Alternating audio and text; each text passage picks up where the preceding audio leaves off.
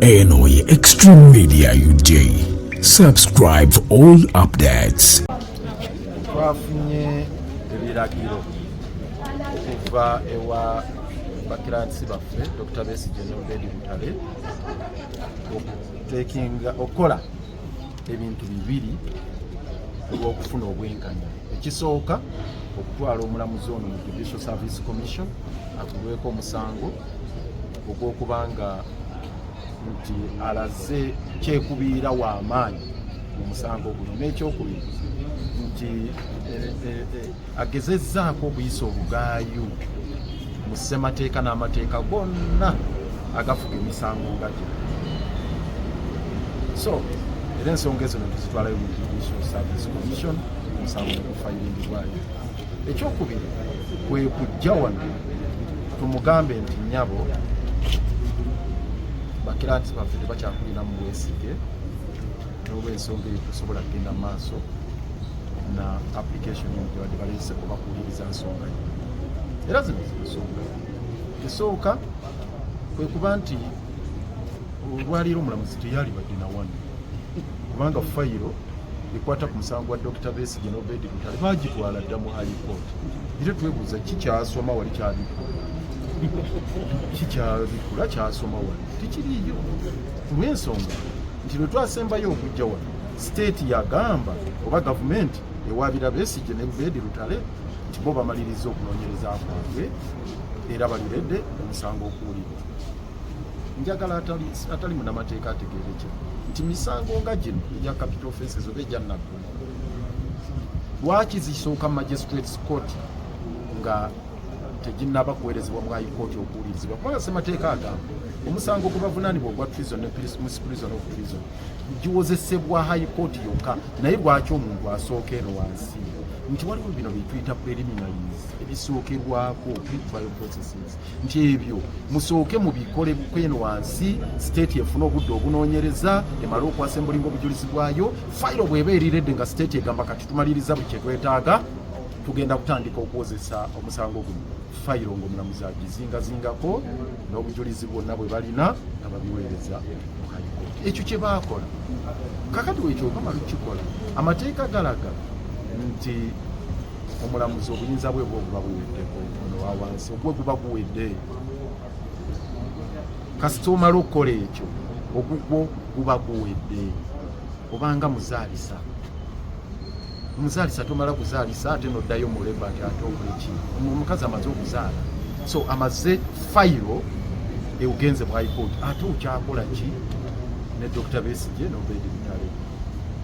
Ekyo kyakuja ekyo mu myaka gyempracticingidde amateeka gye gyabire munaana ne bapulida abalala bananjulira ku nsonga eyo n'abalamuzi bennyini tekibangawo nti omulamuzi amaliriza okukomitinga fayiro mu High Court for trial ate n'atandika okuleeta applications endala. Leeta application eno, application arising out of what? Evudde mu ki? Mu fayiro gye waweereza edda mu High Court for trial. So kye yakoze kiraga nti ono olulimi si lwange, ali incompetent. Oba nakiteeka ntya mu Luganda ganti ekyo kiriro kya muzungu. Kye yakoze kiraga nti tategeera mateeka. Ansonyiwe manyi bwekyogera kika kinene, naye incompetence kitegeera nti tategeera mateeka kubanga amateeka kigamulagira si kye yakoze.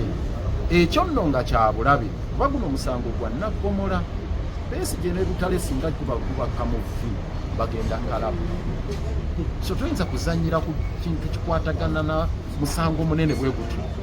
Guno si gwangasi, si gwa buntuntu butini. So kyetuvuga nti eno nsonga nene ate nga muhoozi ne banne bagamba dda nti Besigye agenda kalabu. Ekyokubiri kwe kubanga mulamuzi yasalawo komitinga Dr. Besigye nga talina looya ne Bikaaye. Mujjukira nti balooya beekandaga abaliwo boobo. Omulamuzi kye yalikoze yalibadde either agwadijaninga naga Dr. Besigye tuwaddeyo ebbanga omala okufuna looya omulala. Naye teyakikola. oba yaligambye nti ati tulina budde bulinda waliwo akawaayiro mu ssemateeka akamuwa obuyinza okuga nti katukufunire ffe looya bamukakatikeko nga ali ku kye bayita state brief. Oyo looya aba ayina okuba nga gavumenti yemusasula. Tewaliwo muwaatwa gwonna gumuweebwa mulamuzi kugenda mu maaso na musango ogwa capital offense nga bali tebalina. So ekyo nakyo kyalaga obutamanya incompetence okuba nti si munywevu mu nsonga z'amateeka nga n'olwekyo ensonga gyakujjeko tagimanyi bunene bwayo. Kisembayo kwe kuba nti omulamuzi yasalawo n'aba nga addamu okulira application ye mu mbeera gy'akoze era nga alinga alaga nti alina obuyinza obusobola okuwuliriza application eno n'akkiriza state opening up amasimu ga Dr. Besigye. So netuweebwa ebiragiro bakiranti baffe tusabe omulamuzi ono ave musango era efayiro agiggalewo kubanga application eno teyina kugiggalawo. Bw'ataguveemu okola otya? Bw'ataguveemu nga 26 n'abusigalamu ate waliwo era ekisingawo. Olutalo lwe tutandise bunene kubanga nga bwe mbagambye twava mu General Court Martial nga tulwanyisiza Franco Mugabe ne ttiimu ye era twagireka eri ku ttaka yadde bagikomezaawo mu sheepu endala naye twagireka ku ttaka. Naye ne bweneekomawo kyenjagala okugamba ye Franco Mugabe takyaddamu kubeera chairman waki ye Freeman Mugabe si Franco. Freeman Mugabe twali naye mu General Court Martial tumugaati kyakubekyo yadde bagikomezaawo era bataddeko obuwayiro si bwe bulungi obulaga nti Freeman Mugabe yali incompetent tasobola kubeera chairman wa General. Neeno gye bakomezaawo Freeman takyasobola gye yali. So nono kyetumugamba kati olutalo situjja kuleetebwa mu kooti tujje nga ali gabaze mu kangalu kooti nga yabulabe n'okusinga General Court Martial. Kuba twadduka eri ekibabu katugamba balibo olulimi olwabwe lwa mundu tebawulira mateeka katujje eno abali ba civilian abanaawo ekitiibwa ssemateeka nino tusanzeeyo Freeman Mugabe mulala ali mu ngoye za civilian. Tugambye tujja kuba manya ya nkoko katumwambalire. So lutandise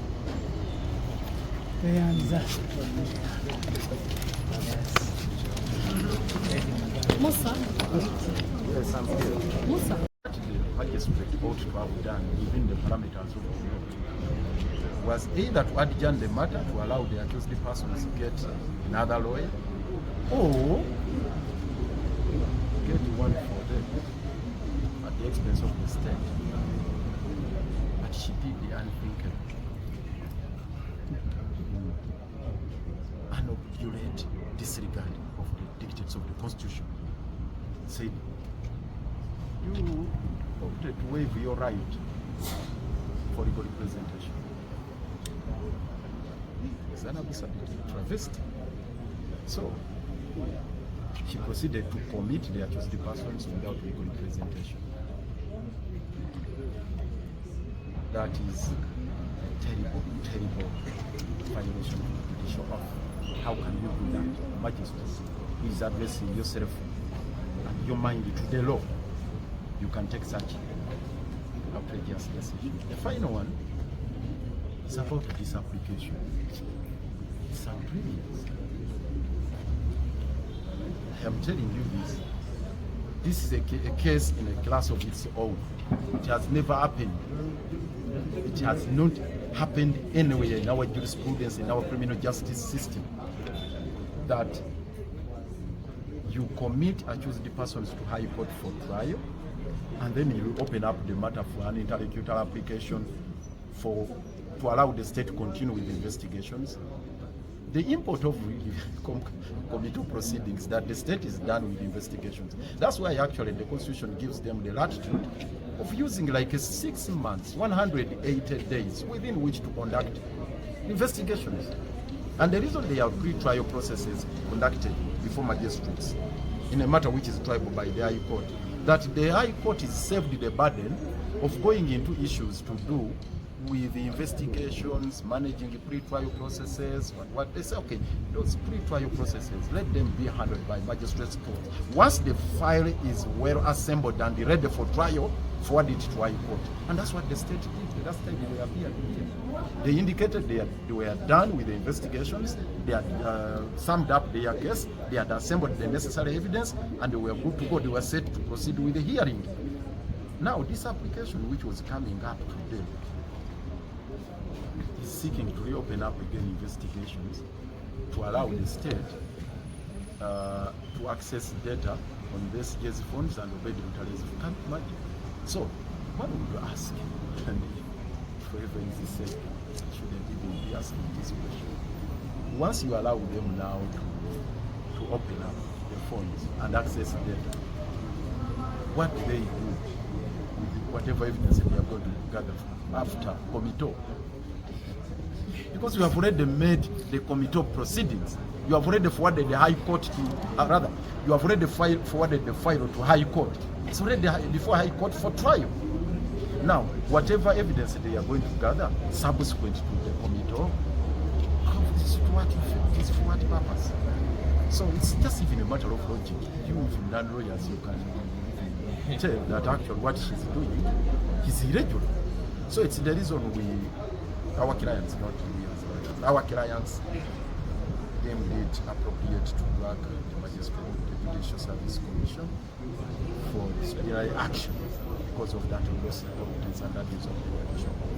And also, we are instructed to seek for recusal, rather to seek a recusal, which we have. If I ask you only one question, if I heard you talked about the issue of judicial malpractice. What do you mean with that? See, no, that is how the law is called. Judicial maladministration of justice. You see, it's about failure of the judicial officer to dispense justice in accordance with the law. Yet once they take oath, the judicial oath, it's all about you have to uphold the law, to dispense justice in accordance with the law, which has dismally failed. Honorable, before we go to Uganda, one would imagine that court would not have convened following the application you put, the complaint you put at the Judicial Service Commission, but court went ahead and convened. Had they not known of the steps you have taken? And now that you have informed them of the way forward, what's the way forward? Well, I will start with the way forward. We are just waiting for a decision on the 26th day of this month because we have made our case, or the case for our client has been made, and I think we have done our best under the circumstances. We have executed our duties. We have indicated to her that after committal, she has exhausted her mandate. She has no jurisdiction whatsoever. She has no residue powers to conduct any business concerning Dr. Besigye and Obedi Lutare's. She has no business with Besigye. No business at all. This is what we are telling her. So to purport to come up with that application is abuse of the judicial oath.